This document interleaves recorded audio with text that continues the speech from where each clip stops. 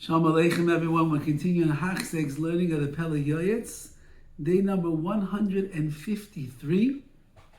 And we conclude today the chapter of Gadol, of greatness. Yesterday we spoke about the Gadlus, the tremendous grandeur and the majesty and the greatness of Hashem. And now he writes, based on that, the way that it works, that HaKadosh Baruch Hu is on top and we are on the bottom, it plays itself out in the world of social relationships as well. HaKadosh Baruch Hu lo ha-gedula. To HaKadosh Baruch Hu is the gedula, is the real greatness. V'lo noah kavod, and he's the one that deserves the honor and the glory. V'chalak mikvoidoi lebrua, but HaKadosh Baruch Hu has given from his honor to creations and people down here as well. V'tziva lachalei kavod kolecha v'echa l'mishagal mimenu, and he commanded us, we must give honor to those people that are greater than us. Kagoy la'av v'eim, like a child has to give to his father and his mother, v'rav, and a student has to give to his Rabbi, anyone that is greater than you in wisdom and numbers, meaning even in the numbers of perhaps the numbers of the yeshiva, the numbers of the bezdin, the numbers, so on and so forth. Whoever is greater in these areas, we are obligated to give honor to. So too, a younger brother has an obligation to honor his older brother.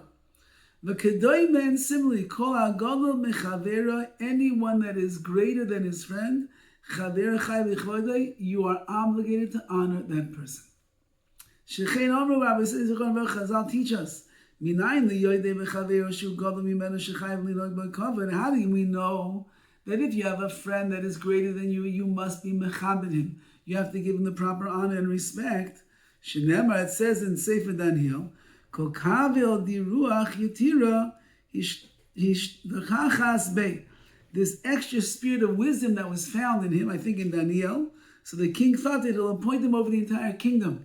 So you see that even though maybe he wasn't the one that was fit at that point to be the king, but he had such chachma, such wisdom, the king was going to appoint him over the entire kingdom. So whoever has more wisdom, whoever is greater than you, have an obligation to honor them. And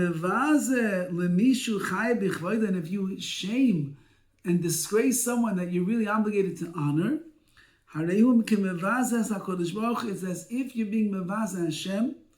Why? Shetsiva al kvoida, because HaKadosh Baruch Hu commanded you to honor this person.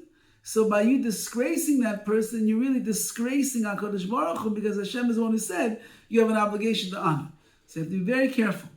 Whether you are a younger brother, whether you're a child, whether you are a student, you find the people that are greater than you, and there's an obligation to live a world of covet of honor. It also helps to keep us very humble. When you're always being mechabed other people, you're honoring other people, you're honoring those that are greater than you, you recognize the greatness that's in them. It keeps you nice and humble. Then you can be known as a humble person in front of everyone, and certainly will help you in your great anivos, your humility, and your subjugation to HaKadosh Baruch Hu as well. But with all that being said, a person should never look for the greatness. They should never look to become a great person themselves, so they will have all the attention. It says in the Gemara, Rabbanos mekaberes es ba'aleha. Rabbanos, meaning positions of leadership, will bury the one that is in that position. Why? Because if you are a leader, if you are in a position of greatness and the like, it's nearly impossible that you will be saved from the midah, from the trait of gaiva, of haughtiness. It's very great, and it's very easy to fall into, unless you are waging the battle against the Yetzirah constantly. And it takes so much effort to be able to combat the Yetzirah of gaiva, of haughtiness. Very difficult, says the Pele Yoetz. Nevertheless, and notwithstanding, that being said, it is fitting in every city. You have to appoint someone to be the leader in that city.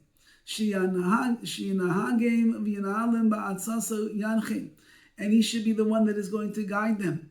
And he's going to give them the advice. And he's going to lead them in the proper path.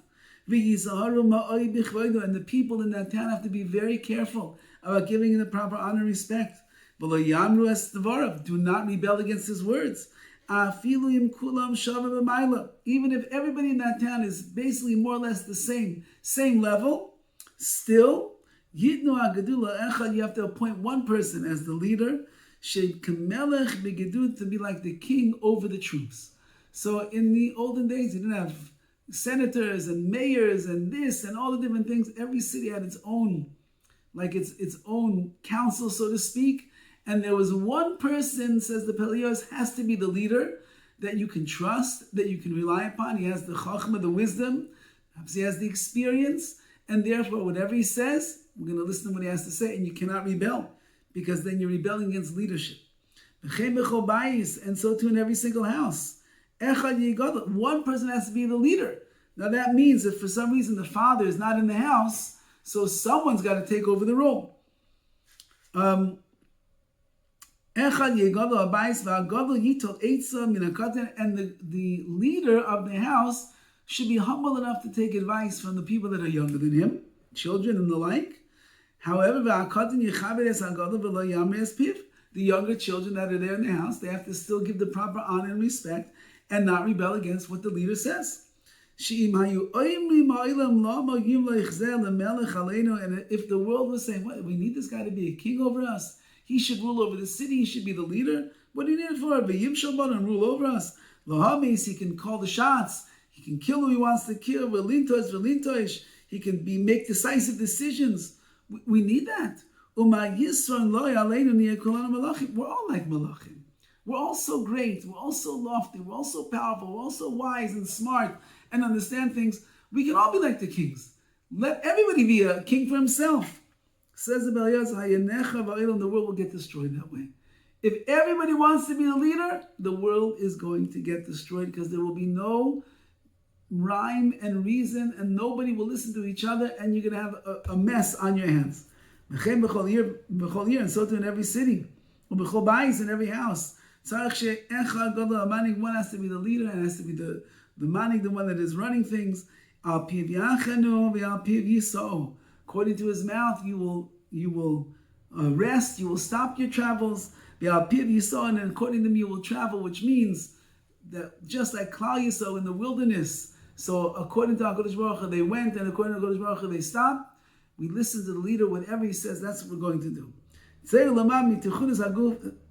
Go and learn all of this from the nature of the body. The head is on top.